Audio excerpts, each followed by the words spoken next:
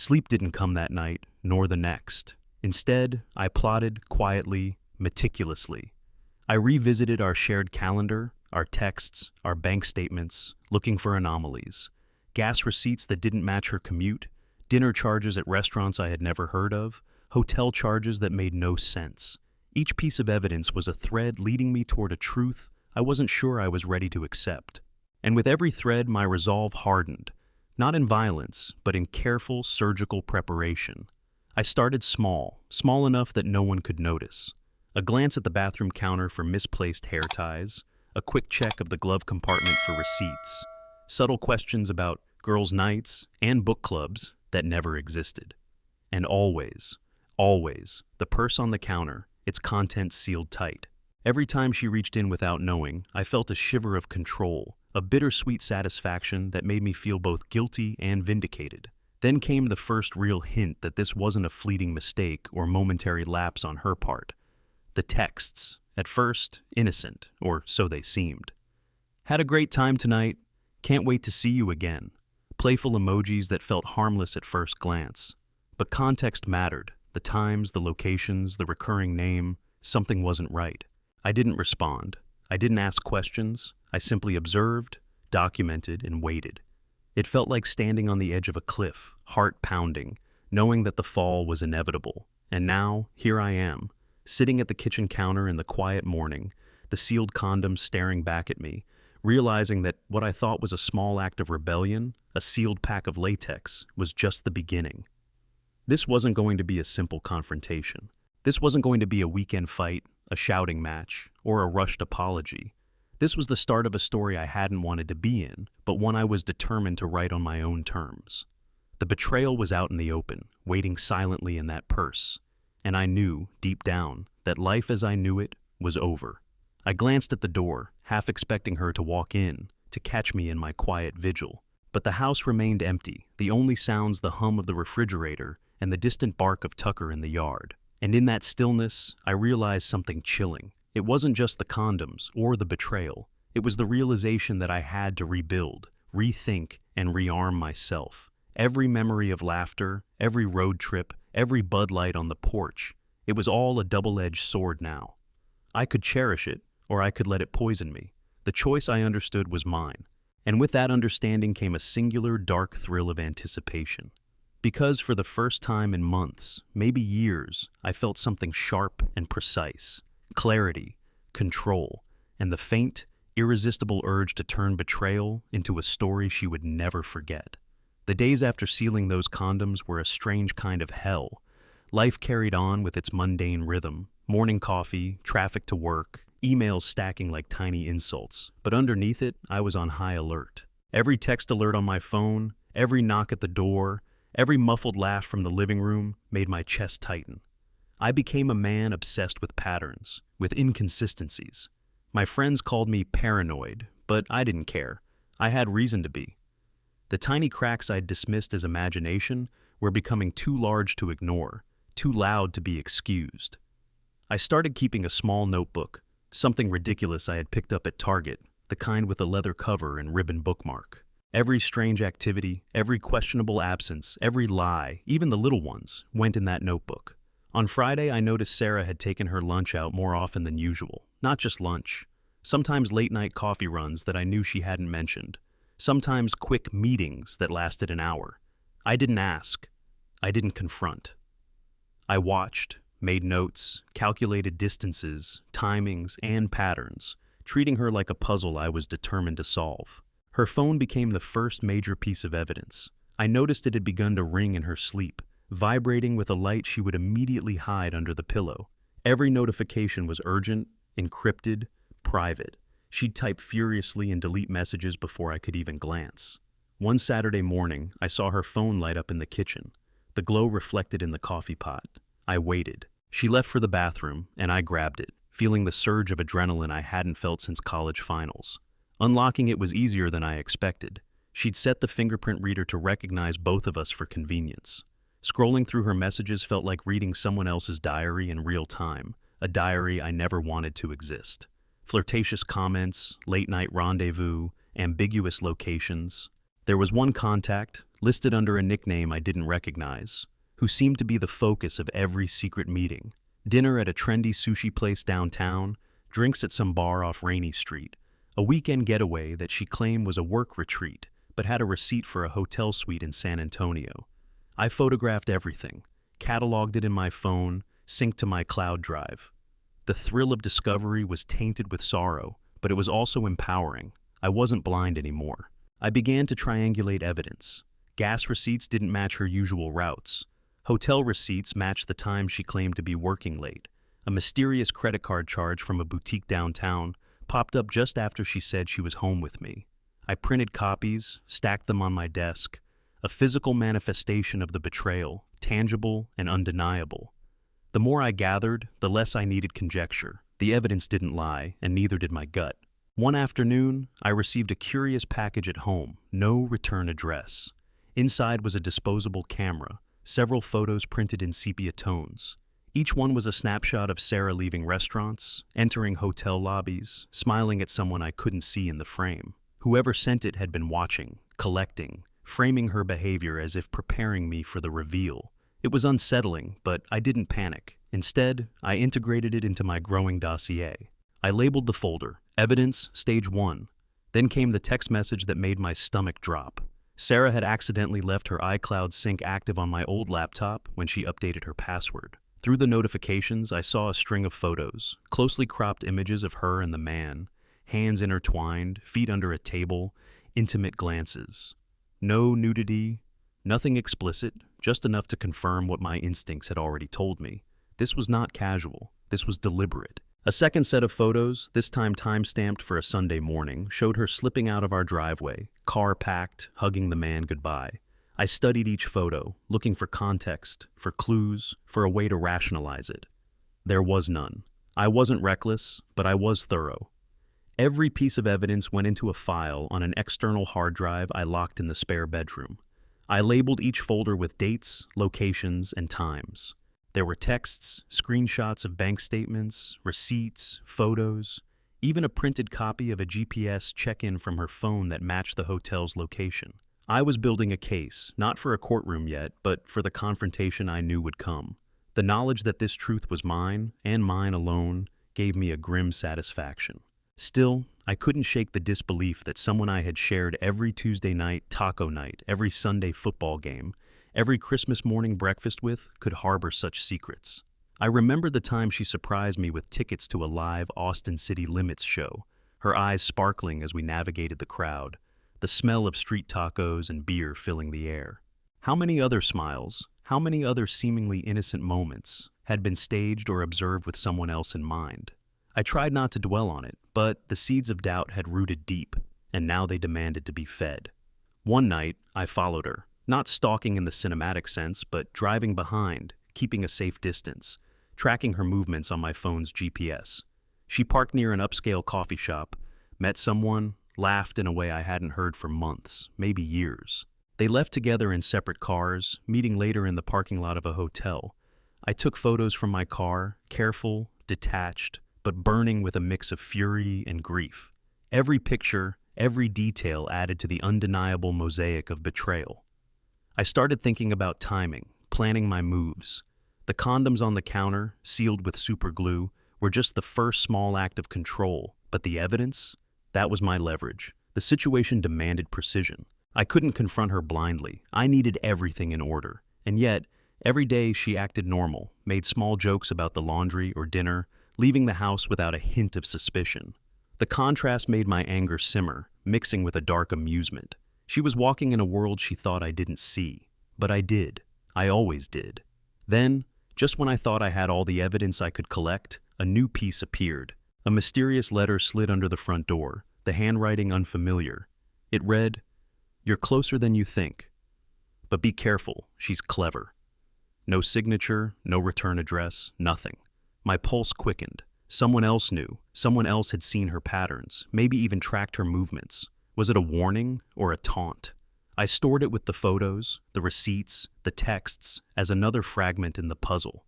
The suspense made my jaw ache. Every passing hour felt like a countdown to the inevitable collision. One Saturday afternoon, I went through her purse again, not out of necessity, but habit.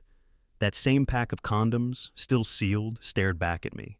I held it in my hands and imagined the scenario, what she might do if she discovered it. The possibilities made me grin, cold and calculated. The glint of superglue on the foil was a small triumph, a subtle reminder that I still had agency. Agency in a life where someone I loved was quietly dismantling the trust between us. By this point, I had crossed the threshold from suspicion to certainty. No more maybes, no more rationalizations. The evidence was unequivocal. She had a lover. She was careful, intelligent, maybe even clever in hiding it, but she was human. And humans make mistakes. Evidence piles up, slips happen, she had slipped, and I had collected.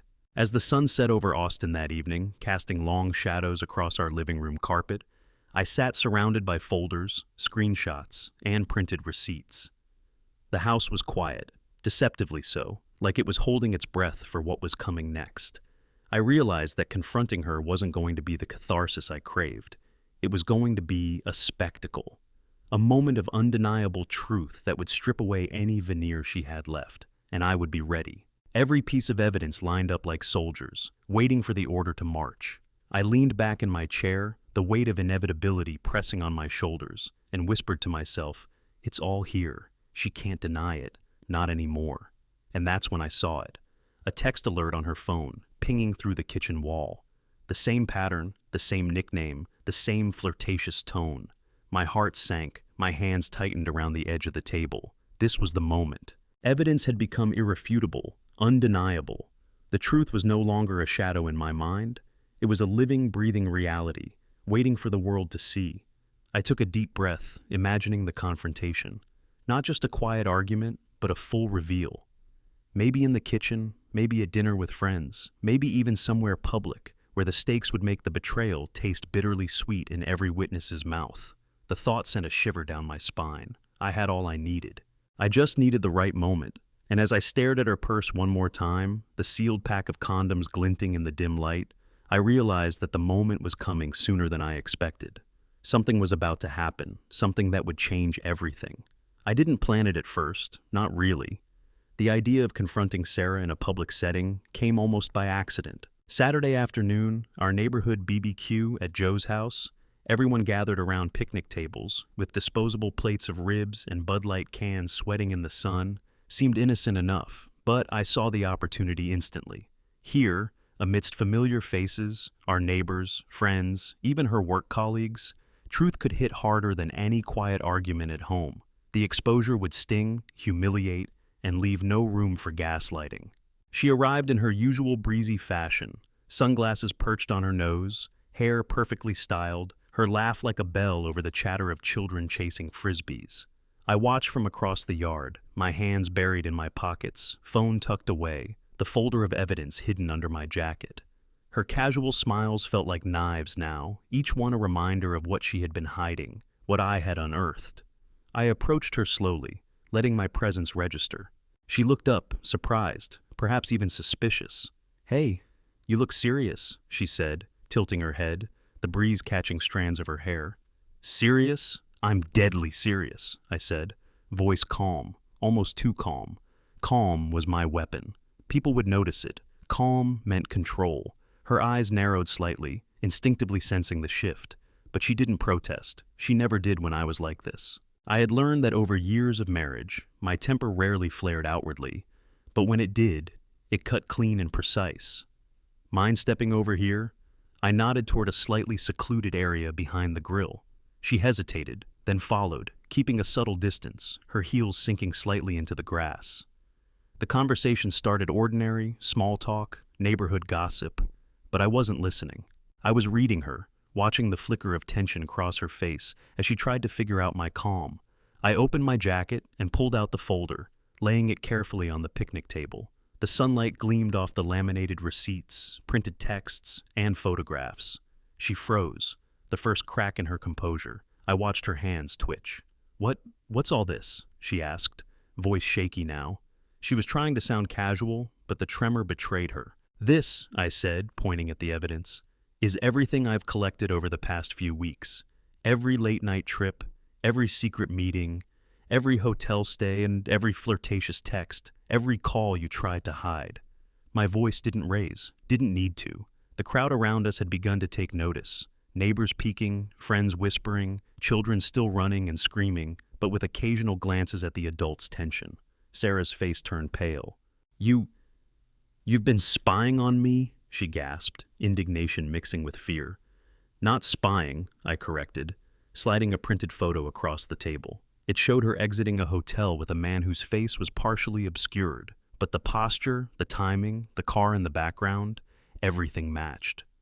Observing patterns, connecting dots. I didn't need to catch you in the act.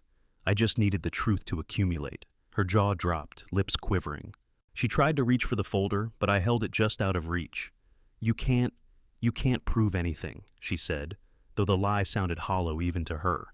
I pulled out my phone and synced the photos from the iCloud backup, displaying the late-night texts, flirtatious comments, and the GPS check-ins in real time. The BBQ crowd grew silent, the usual clatter of plates and laughter fading to a tense hush. Friends glanced at each other, whispering under their breath. One neighbor raised an eyebrow, whispering to her spouse, "Looks like someone's in big trouble." "You see," I said, voice cold but measured, "the evidence doesn't lie. You've been seeing him. I've got receipts, photos, texts, every moment documented. And yes," I pulled out the sealed pack of condoms, still gleaming in the sunlight, "I've taken steps to ensure that nothing escapes my attention." I placed it on top of the folder. The subtle glint of superglue caught her eye. She laughed nervously, a brittle sound. You can't do this here. People will think you're crazy." "I don't care what people think," I said, letting the calm edge into something sharper. "I care about the truth. And the truth is, you've been lying to me, to everyone who trusted you." Her eyes darted around, realizing she wasn't just exposed to me, but to our entire community. A few of our mutual friends had gathered nearby, sensing the confrontation. The air was thick, a mixture of summer heat and tension so dense you could slice it. "You're insane," she spat, her voice rising. "You're making a scene." I leaned closer, just enough to make her flinch, but never threateningly. "Insane?" I echoed. "Insane would be keeping quiet, letting it slide. Insane would be pretending nothing's wrong while you betray everyone who cares about you. I am calm because I'm in control, and right now, control is mine." The first whisper of amusement from a friend reached me. "Looks like someone finally got caught," said Lisa, a neighbor we often ran into at the local diner. I caught her smirk, and it fueled the satisfaction that this was public. Witnesses made the humiliation sting in all the right ways. Sarah's composure crumbled completely. Tears threatened. She swiped at her cheeks, trying to maintain dignity, but the cracks were evident. "Please, I can't explain," she whispered, almost pleading, almost begging. "No explanations," I said. "Not here, not now. The photos, the texts, the receipts, they tell the story. You don't get to rewrite it. Not to me, not to anyone else here." A gasp came from behind us. Her work colleague, someone she respected, had overheard the confrontation. Another neighbor, the one who had kids with her family next door, muttered, "Wow, I had no idea." The crowd's attention solidified the reality. She wasn't just accountable to me. She was accountable in the court of community, the silent jury of friends and neighbors. Sarah's shoulders slumped. She turned to flee, but her high heels betrayed her, catching on the grass. A few onlookers stifled laughter. Others gasped. I didn't move to stop her. Letting her stumble was its own punishment. The emotional impact was amplified by every eye on her, every whisper, every astonished glance. And then it happened, the moment that sealed the day. Her phone rang, and in her panic, it slipped from her hand, hitting the concrete with a harsh crack. The screen shattered, displaying the last message she had been composing. "I'll explain everything." The irony wasn't lost on me. The evidence, the confrontation, the public revelation, it was complete. I looked around at the crowd, the hushed voices, the shock on familiar faces. I felt no triumph, no gloating, just a sharp clarity. The betrayal had been laid bare, the humiliation, unarguable, and for the first time in weeks, I could breathe. Sarah sank to a nearby bench, covering her face, muttering incoherent apologies. The BBQ continued around us, but the world had shifted. People whispered, kids ran past, the scent of grilled meat hung heavy in the air. But there was an invisible line now, drawn in the grass, between what was known and what had been hidden. I collected the folder and slipped it back under my jacket, the sealed condoms still atop it. Every piece of evidence, every photograph, every receipt. I had won the confrontation without raising my voice. The public exposure had done what private arguments never could. It had stripped away denial, gaslighting, and pretense. As I walked away, the crowd slowly returning to their conversations, I felt the weight of inevitability press down. There would be fallout, discussions, apologies, maybe anger at me for making it so public, but I didn't care. The truth was out. The betrayal was undeniable, and the seeds of what would come next, the aftermath and healing, were already planted in that tension-soaked summer air. And then, as I turned the corner of the yard, I saw him, her lover, arriving in the driveway, casual, unaware. My stomach sank, and adrenaline surged. He had no idea that the truth was about to crash over him, too. And in that instant, I realized the next act, the real reveal, was about to begin. The week after the BBQ felt surreal, like living inside one of those slow-motion movie scenes where everything you knew unravels around you, but life keeps marching forward regardless. Sarah avoided the house, the neighborhood, even our usual Friday night diner trips. Every text she sent was carefully crafted, apologetic but distant. And I ignored most of them. I needed space, not explanations. I needed quiet. I had never considered divorce until that Saturday. But as I watched the fallout, as whispers followed her down the sidewalks and the neighborhood stared a little too knowingly whenever we passed each other, it became clear. The marriage we thought we had, our dinners at the local diner, football Sundays at Joe's with cornhole tournaments in the backyard, road trips down the Texas Hill Country, was irreparably broken. What remained was betrayal, exposure, and a life that no longer fit together. I met with a lawyer the following Monday morning. The office smelled faintly of coffee and leather, the kind of place where every chair and desk reminded you that decisions here mattered. Paperwork, forms, timelines, custody agreements, it all blurred together in a haze of legalese and signatures. I learned how to divide accounts, protect my assets, and ensure our daughter, Lily, would remain my priority. Even in these mundane tasks, I felt a quiet sense of control return. The legal system, cold and procedural, offered clarity that emotional confrontation could never give. Back at home, I focused on routine. I brewed coffee in the mornings, watched ESPN while Lily drew with crayons on the kitchen table, and made pancakes on Sundays. Simple things, ordinary things, slowly stitched a patchwork of normalcy over the gaping holes left by betrayal. Lily didn't fully understand why her mom wasn't around as much, and I didn't try to explain more than necessary. She just knew that Daddy was present, steady, and unfazed in the small, important ways that mattered to a 6-year-old. Scraping peanut butter off the counter, flipping pancakes until golden, cheering loudly during the Cowboys game on Sunday evening. Sarah tried to reach out occasionally. Emails, texts. Once, she even drove by while Lily and I were playing in the driveway, slowing down, hoping for a glimpse of something resembling familiarity. I didn't acknowledge her. I didn't need confrontation or closure from her anymore. My closure came from choosing peace over revenge, choosing the routine of life instead of the chaos of lingering resentment. The condoms I had sealed with superglue sat in a drawer in the laundry room, a silent reminder of ingenuity, patience, and the absurdity of human behavior. I didn't flaunt them, didn't bring them up. I didn't need to. They were a relic of the confrontation, a small victory that required no public applause. Their existence reminded me how small, clever acts could feel like reclaiming control when life spins wildly out of your hands. Work became a sanctuary.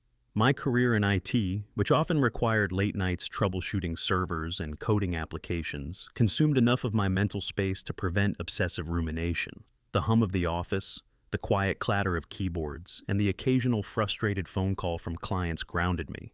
Evenings, I would come home, open the door to the smell of Lily's macaroni and cheese attempts, and the stress from the day melted a little. There were awkward moments, of course.